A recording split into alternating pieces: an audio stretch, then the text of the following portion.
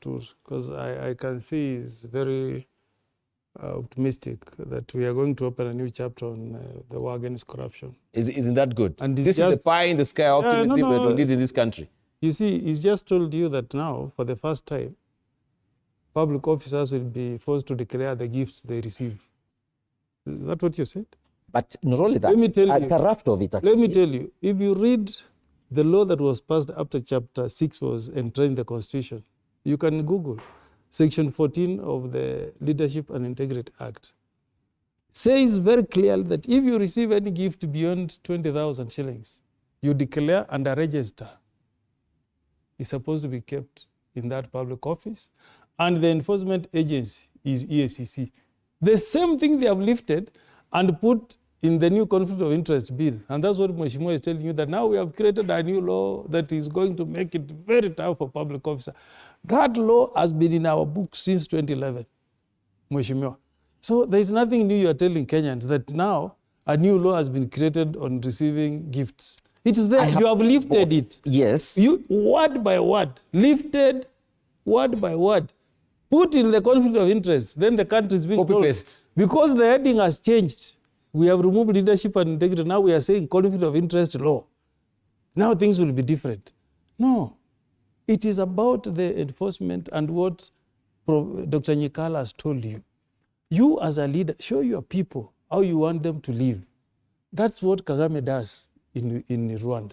Yeah, you take your ministers who are embroiled in corruption, you put them in the slums, but if even if you pass, already, if I read for you the laws we have, there are more than 8.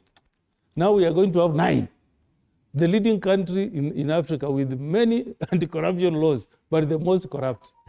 No, so this is very antithetical in fighting corruption itself. No. So many, or maybe the laws are the ones which are exacerbating this act of corruption. Because everyone... I am seeing just a bit, with great respect to Omogeni, yes, I can see on this aspect of reporting, but on the other bit, there was no definition of who are these. In this part, it has captured the family members, it has captured the relatives. In the definition now, in the other bit, it was just talking about the public officers.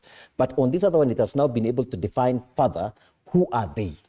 So this is a matter of specificity. Exactly. You see the best way to do it. You allowed me to accept some word on if you want to protect the cases in court, because Kenyans have a right.